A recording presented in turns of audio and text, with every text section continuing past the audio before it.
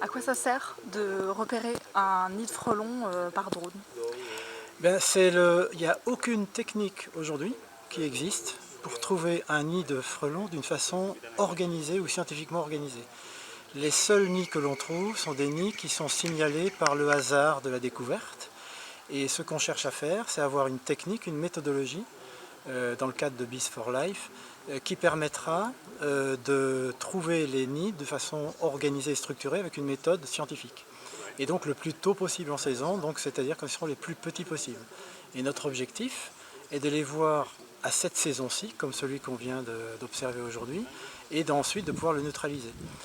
Alors on les détecte par infrarouge, donc c'est l'écart de température qui est exprimé par le nid de frelons.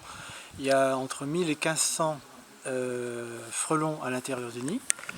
Comme pour une ruche d'abeilles, ils régulent la température de leur ruche ou de leur essaim ou de leur cocon dans lequel ils vivent.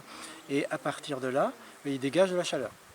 Et cet écart de chaleur dégagé entre l'arbre, le feuillage, l'environnement, la température ambiante et le nid va permettre d'identifier qu'à un endroit, il y a une forme ronde, une boule qui est quelque part présente et qui sera donc différenciée du reste de l'environnement. Et on va pouvoir, par défaut, déterminer qu'on a des nids de frelons.